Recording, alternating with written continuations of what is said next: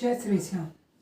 तो मित्रों, शुरू करते हैं फ्रेंड्स। हम हमारी इस क्लास में जो अंतिम पॉइंट रहा है जालोर के चुनावों में, वो है जालोर का युद्ध। तो अब हमारा जो बात है वो है जालोर के युद्ध की, ठीक है। और जालोर के युद्ध में हमारा लास्ट चीज रही थी जालोर का साका। साका कब हुआ? 1311 ईस्वी में, ठीक है। अब इस साके की बात करते हैं जो जालोर में 1311 ईस्वी में हुआ।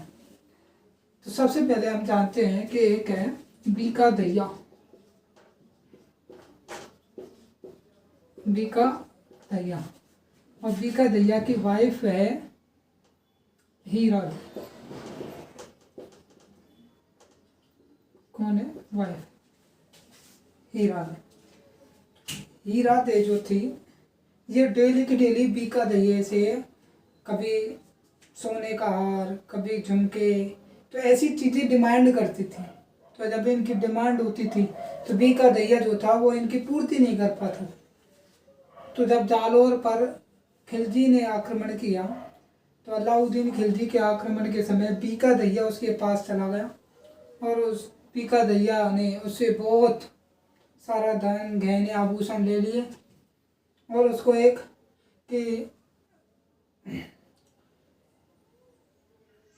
इसने कहा कि भाई देखो कि मैं इतनी गद्दारी तो नहीं करूँगा जालोर के शासक के साथ, लेकिन मैं तुम्हें एक चीज़ बता देता हूँ कि तुम जो है वो दुर्ग में राई फिकवा दो। दरअसल हुआ क्या कि जब ये संग्राम हो रहा था, जब ये युद्ध हो रहा था, इस दौरान जब जालोर की दीवार गिर जाती थी तो रात ही रात में उस दीवार को पुनः चुनवा देती थी। लेकिन एक बार क्या हुआ कि उस दिन दीवार को चिनना भारी पड़ गया तो उन्होंने उसे मिट्टी से चिन दिया। अब ये बात उनको ही तो पता है, दुर्ग वालों, बाहर बैठे अलाउद्दीन खिलजी को तो पता नहीं है कि ये मिट्टी से चिनी हुई है। तो अलाउद्दीन समझ गया बीका दैया की बात, तो इसने राई खरीदवाई। इसने कहा ना कि राई पिकवा दो दुर्ग पे। तो समझ गया अलाउद्दीन खिलजी और उसने राई कि जहाँ से जितने भाव में राई मिली उस राई को खरीदवा लिया और राई को पिकवा दिया। अब जहाँ जहाँ रात में सुबह हुई, जहाँ सुबह राई उगी दिखी कि बस अटैक करना वहाँ। अब ये पहुंचा बीका दैया, ये लो हीरा दे के पास, ये लो गहने, जितने चाहिए उतने ले लो। हीरा दे तो कि यार इसके पास रुपए नहीं, कुछ नहीं, ये आज इतना सारा कहाँ से ले आया।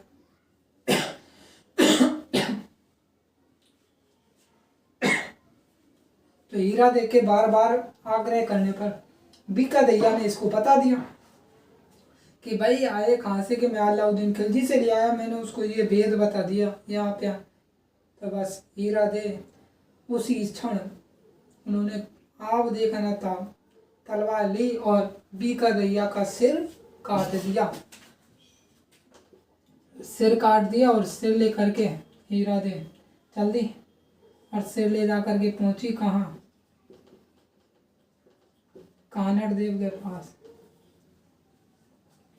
दरअसल ये कानड़ देव के पास पहुंची उससे पहले ही अलाउद्दीन खिलजी दुर्ग के अंदर प्रवेश कर गया था, लेकिन फिर भी कानड़ देव के पास पहुंची तो कानड़ देव ने कहा कोई बात नहीं है कि हम ये दुर्ग ही तो हारेंगे, लेकिन हम देश, सम्मान, प्रतिष्ठा, हम ये संस्कृति कभी नहीं हारेंगे, क्योंकि जब तक हीरा दे जैसी महिलाएं रहेंगी तब तक हम ये कभी नहीं हार सकते। क्योंकि हमें भी पता है कि जो हमारी संस्कृति है इसको बढ़ाने में सबसे ज़्यादा इम्पोर्टेंट रोल अगर कोई निभाता है तो वो महिलाएं हैं, ठीक है।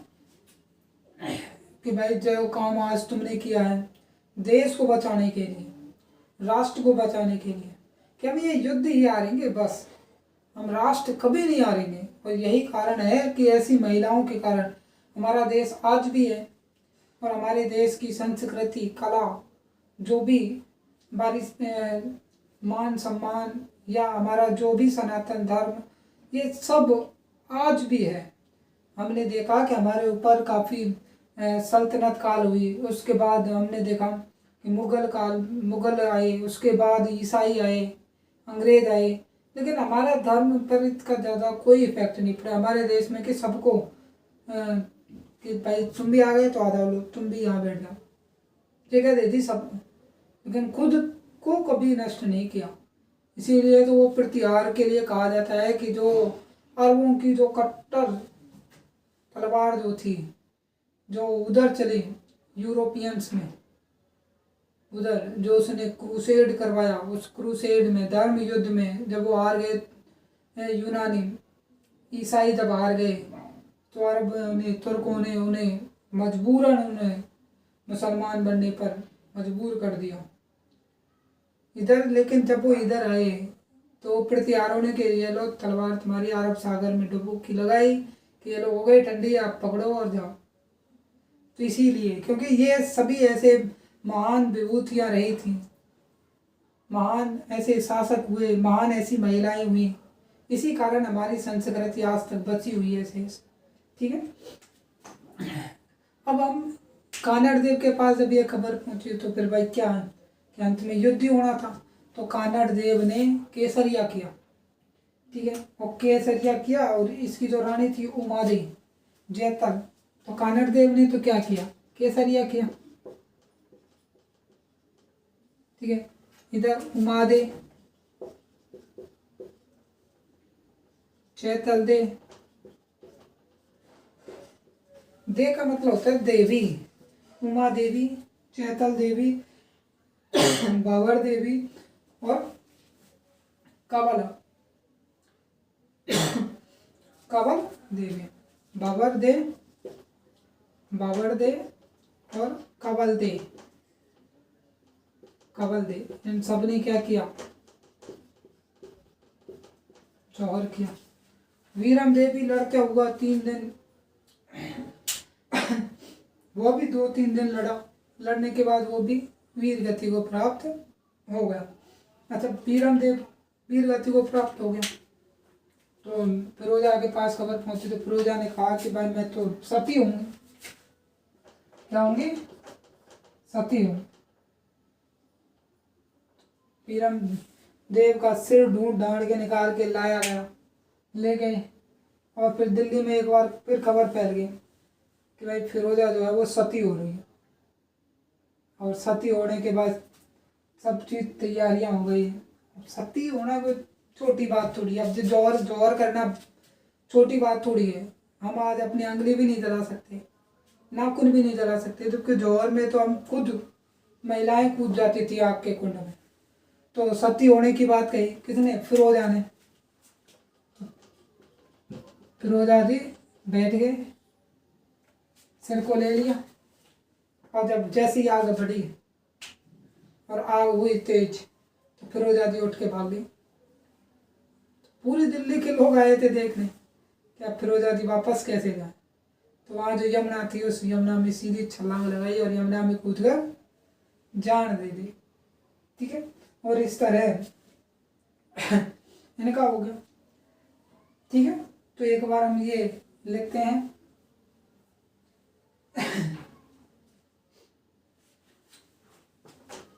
और इसको नोट डाउन करते हैं इस साके। इम्पोर्टेंट बातें लिखेंगे हम, जो कहानी बताइए, कहानी कुछ नहीं लिखेंगे। तो अलाउद्दीन खिलजी खुद जालौर आ गया।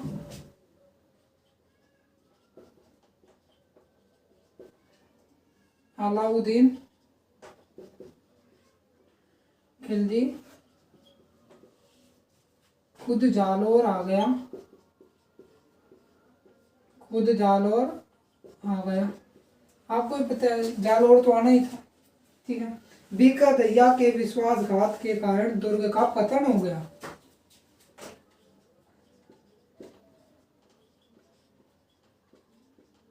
बीका दहिया के विश्वासघात के कारण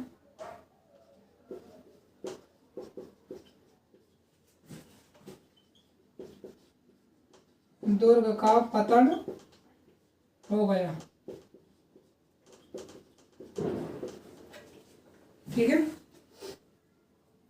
हीरादे ने अपने पति वीकादे का सिर काटकर किसको, कानड़देव को सौंप दिया। हीरादे ने अपने पति वीकादैया का सिर काटकर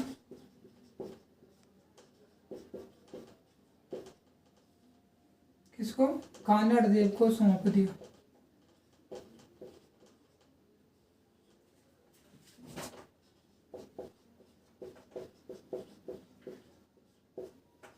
कानड़देव को सौंप दिया। ठीक है, आगे कि कानड़देव के नेतृत्व में केसरिया हुआ और उमादे, जैतलदे, भांवरदे और कंवलदे के नेतृत्व में केसर वो जौहर हुआ। तो कानड़देव के नेतृत्व में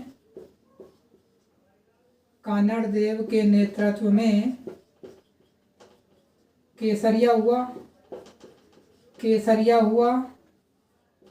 और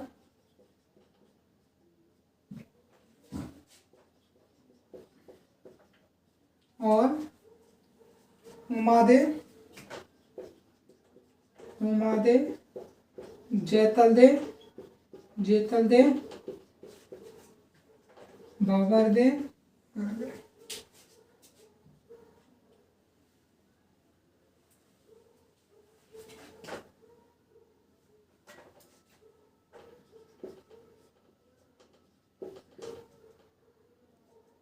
और कंवलदे, अरे नहीं और भी रानी है समझ, और तो नहीं, कंवलदे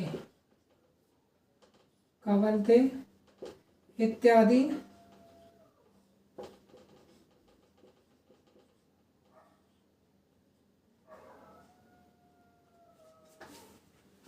रानियों के नेतृत्व में जौहर हुआ। रानियों ने जौहर किया।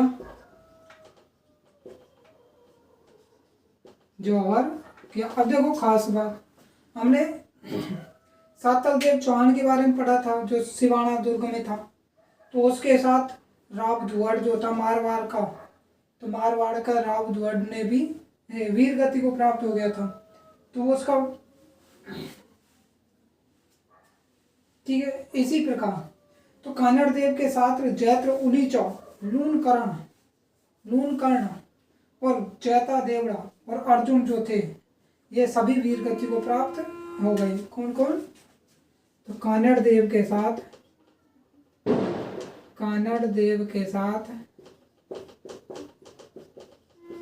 जैत्र उलीचा,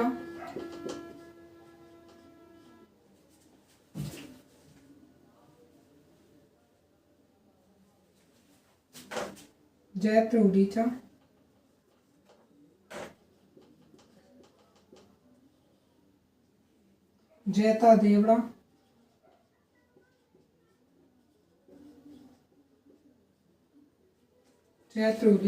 जैता देवड़ा, लूनकर्ण और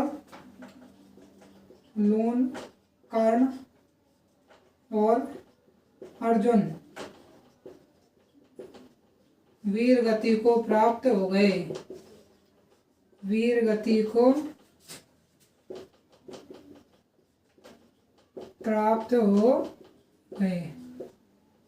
ठीक है,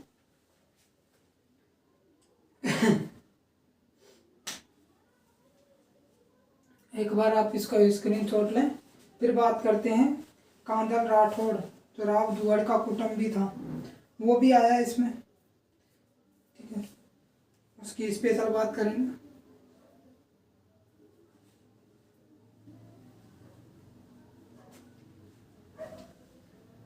ठीक है, तो कांदल राठौड़, तो बात करते हैं कांदल राठौड़ की।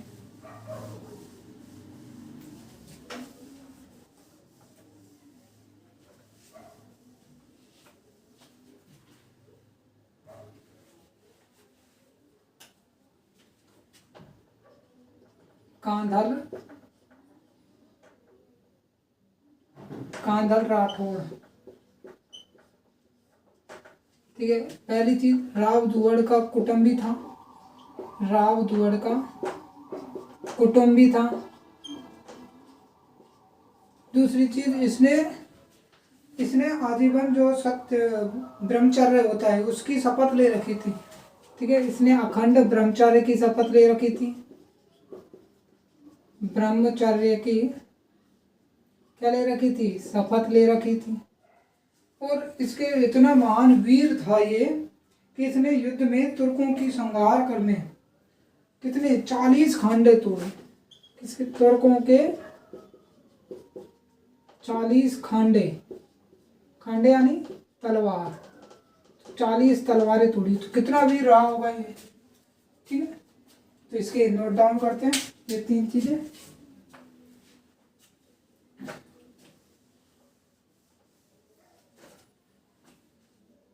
कांधल राठौड़, कांधल, यह मारवाड़ के राव दुवड़ का, राव दुवड़ का कुटुंबी था।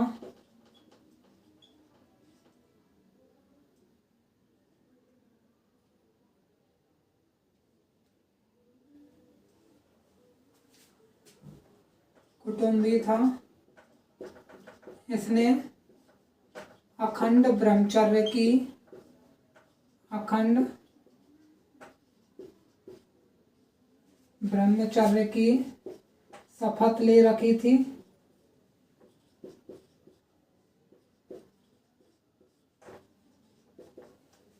शपथ ले रखी थी।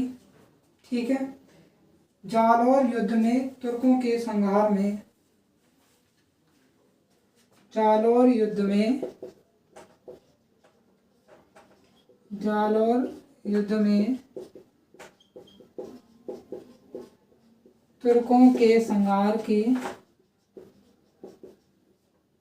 ठीक है, तो तुर्कों के संहार की, तुर्कों के संहार में इसने 40 खांडे, अरे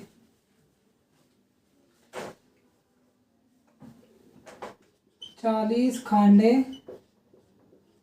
ठीक है, खांडे के क्वेश्चन में लिखना तलवार, तलवार तोड़े, 40 खांडे तोड़े। ओके, अब जालौर का पतन हो गया। जालौर के पतन के 3 दिन तक वीरमदेव लड़ा। सुल्तान ने जालौर का नाम बदल करके क्या कर दिया, जलालाबाद। ठीक है, तो जालौर का नाम बदल के क्या रख दिया, जालौर का नाम चेंज कर दिया इन्होंने और क्या रखा, जलालाबाद। ठीक है, सिवाना का नाम बदल कर क्या रखा था, खैराबाद। क्या रखा था, खैराबाद। और रणथंभौर का नाम चेंज करके क्या रखा,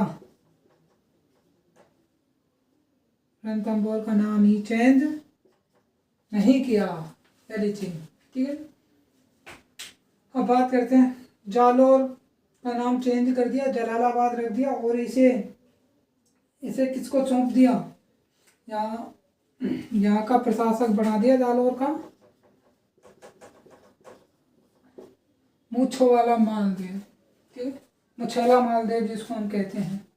ठीक है, मालदेव सोनगर, जो कानड़ देव सोनगरा का छोटा भाई था, मालदेव सोनगरा, जिसे इतिहास में मुछेला मालदेव, मूछों वाला मालदेव के नाम से जाना जाता है।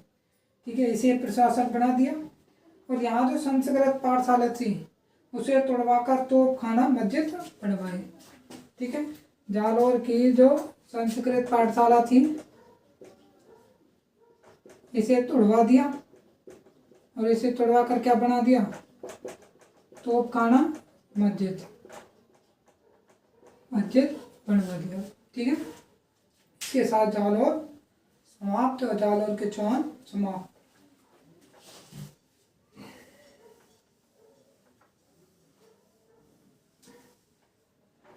समाप्त तो नहीं हुए, पर हमारी जो कोर्स है उसके हिसाब से ये इतना ही बहुत है। जालौर के पतन के बाद वीरमदेव 3 दिन तक लड़ा।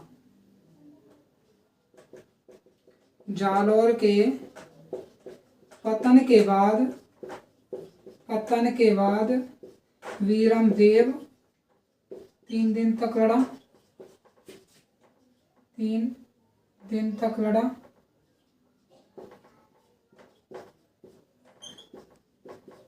तक लड़ा। सुल्तान ने जालौर का नाम बदलकर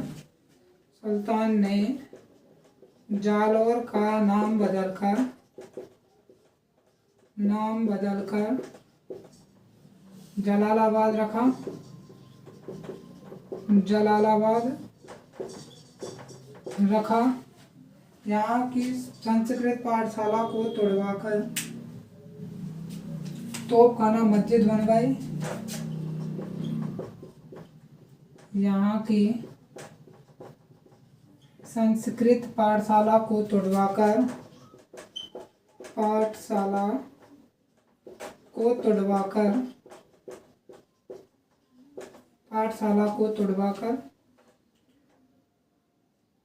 तोपखाना मस्जिद बनवाई।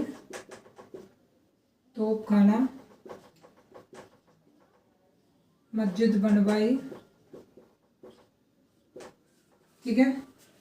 और क्या खास बात है कि यहाँ मालदेव सोनगरा को, मुछेरा मालदेव को जालौर का प्रशासक नियुक्त कर दिया। मालदेव सोनगरा को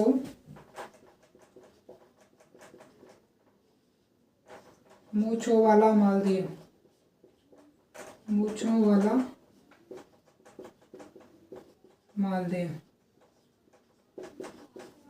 सोनगरा को जालौर का प्रशासक नियुक्त कर दिया,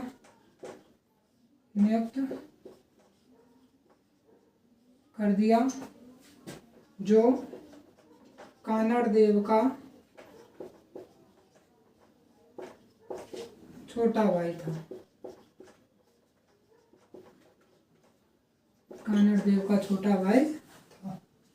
ठीक है, इसका स्क्रीनशॉट लें।